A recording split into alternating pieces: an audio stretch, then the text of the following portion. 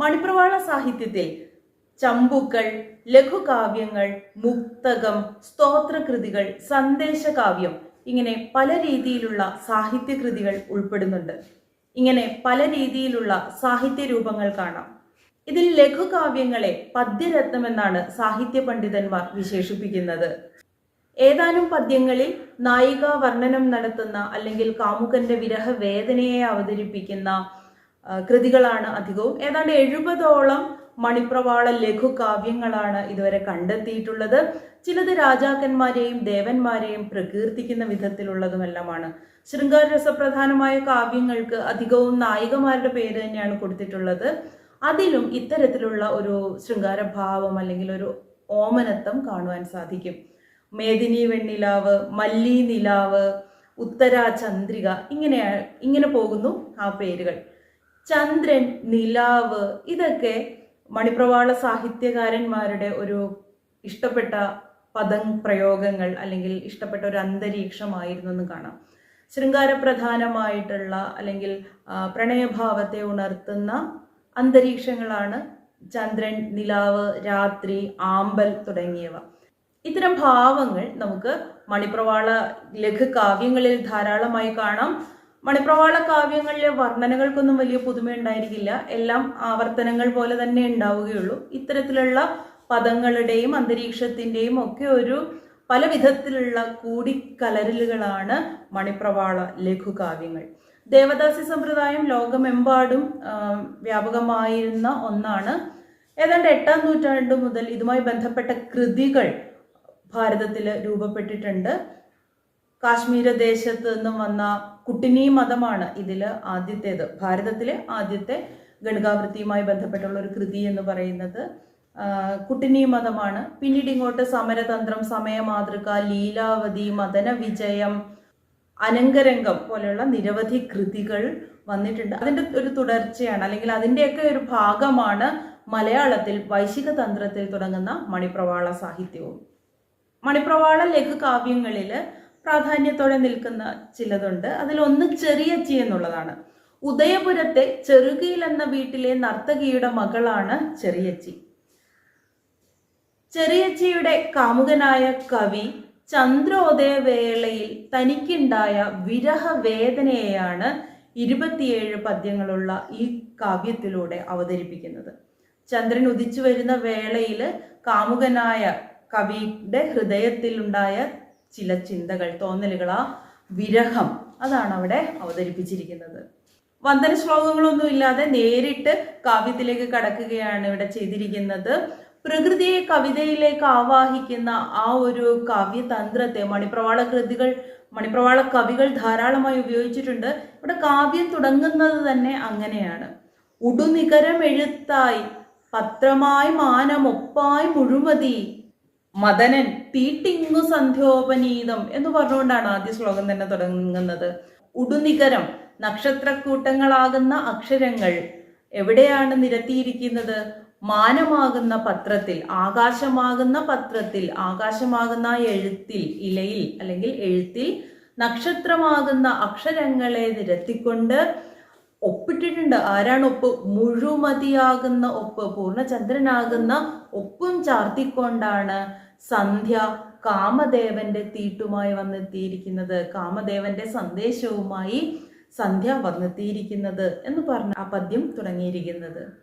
ആകാശമാകുന്ന പത്രത്തിൽ നക്ഷത്രമാകുന്ന അക്ഷരക്കൂട്ടങ്ങളെ കൊണ്ട് എഴുതി വെൺമതിയാകുന്ന ഒപ്പു ചാർത്തി കാമൻ ഇതാ സന്ധ്യയുടെ കൈവശം ഒരു തീട്ട്, ഒരു സന്ദേശം കൊടുത്തുവിട്ടിരിക്കുന്നു.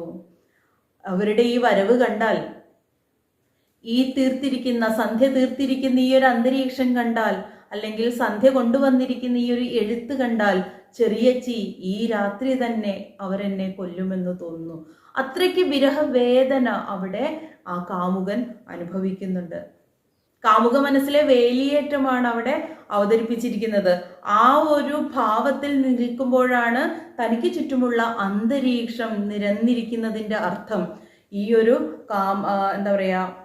പാരവശ്യത്താൽ ഇന്നവർ തന്നിൽ ഇങ്ങനെയുള്ള ഒരു പാരവശ്യം നിറച്ചുകൊണ്ട് തന്നെ അവർ ഇന്ന് കൊല്ലുവാൻ പോവുകയാണോ എന്ന് തോന്നുമെന്ന് പറയുന്നത്. ഓരോ പദ്യത്തിലും ചെറിയച്ചി അല്ലെങ്കിൽ അച്ചി സുധ എന്ന പ്രയോഗം കാണാം. ആദ്യ ഭാഗത്ത് ചെറിയച്ചിയുടെ ആദ്യ ഭാഗത്ത് ചെറിയച്ചിയെ സംബോധന ചെയ്തുകൊണ്ടാണെങ്കിൽ പിന്നീടുള്ള കുറച്ച് ഭാഗങ്ങൾ തോഴരെ സംബോധന ചെയ്തുകൊണ്ടാണ് കാണുന്നത്. പ്രണയം, പ്രകൃതി ഇവ രണ്ടും ഇഴചേർന്നിട്ടുള്ളവയാണ് ഇത്തരത്തിലുള്ള ലഘുകാവ്യങ്ങൾ എന്ന് കാണാം.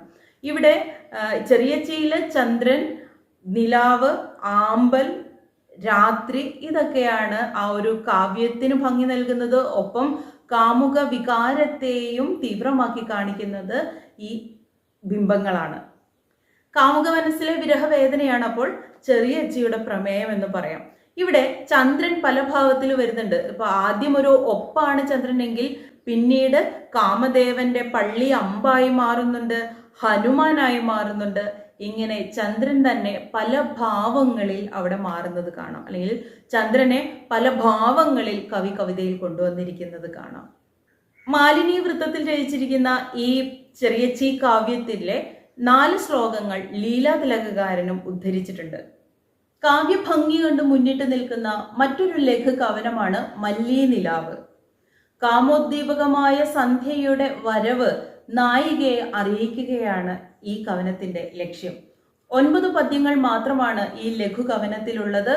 ഓരോ പദ്യവും അവസാനിക്കുന്നത് മല്ലീ നിലാവേ എന്ന് സംബോധന ചെയ്തുകൊണ്ടാണ്.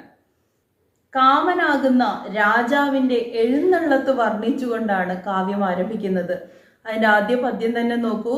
മധുപ വിരുദമെന്നും കാഹള പ്രൗഢി കൈക്കൊണ്ടുദിത ശശികരാളി ചാമരോല്ലാസശാലി അധിക രുചിര താരാജാല മുത്തുക്കുടക്കീഴിത ജയതി മടുത്താർ വില്ലി മല്ലീ നിലാവേ.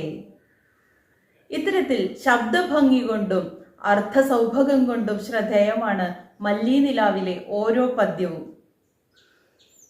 ഓടനാട്ട് രാജ്യത്തുപെട്ട ചിറവ ഇല്ലത്തെ ഒരു സ്ത്രീയെ പ്രകീർത്തിച്ചുകൊണ്ട് രാമൻ എന്ന കവി എഴുതിയ ലഘുകാവ്യമാണ് ഉത്തരാചന്ദ്രിക. 11 പദ്യങ്ങളാണ് ഇതിലുള്ളത്. കാവ്യരചനയുടെ ഉദ്ദേശം 10 ദിക്കും കേൾവിപ്പെടുമാറ് നായികയെ വർണ്ണിക്കണമെന്നത് തന്നെ. നായികയുടെ നയനത്തെയും കടാക്ഷത്തെയും ശ്രദ്ധരാവൃത്തത്തിൽ 10 പദ്യങ്ങളിലായി വർണ്ണിച്ചിട്ടുള്ള കാവ്യമാണ് ഇട്ടിയച്ചി കടാക്ഷ ദശകം. അമ്പലപ്പുഴ രാജാവായിരുന്ന ദേവനാരായണന്റെ നിർദ്ദേശപ്രകാരം എഴുതിയ കൃതിയാണ് ഇളയച്ചി. ദേവനാരായണന്റെ കാമുകിയായിരുന്ന നർത്തകിയാണ് ഇതിലെ നായിക. കൗണോത്തര എന്ന ലഘുകാവ്യം തെക്കുംകൂർ രാജവംശവുമായി ബന്ധപ്പെട്ട് കിടക്കുന്നു എന്നാണ് അനുമാനിക്കപ്പെടുന്നത്. കൗണോത്തരയുടെ അംഗപ്രത്യംഗ വർണ്ണനയാണ് കാവ്യത്തിലെ വിഷയം. കൗണ എന്നാൽ മീനച്ചിലാറാണെന്നും കൗണോത്തര എന്നത് തെക്കുംകൂർ രാജവംശമാണെന്നുമാണ് പണ്ഡിതർ അഭിപ്രായപ്പെട്ടിട്ടുള്ളത്. ഇതിൽ നിന്നും തെക്കുംകൂർ രാജവംശവുമായി ബന്ധപ്പെട്ട ഒരു കൃതിയായി, അല്ലെങ്കിൽ അവിടുത്തെ ഒരു നർത്തകിയെയോ സ്ത്രീയെയോ വർണ്ണിക്കുന്ന ഒരു കൃതിയായിട്ടാണ് കൗണോത്തര കണക്കാക്കപ്പെടുന്നത്. ഇത്തരത്തിൽ ഭാവനകൾ കൊണ്ടും വർണ്ണനകൾ കൊണ്ടും സമ്പന്നമാണ് മണിപ്രവാളത്തിലെ ലഘുകാവ്യങ്ങൾ.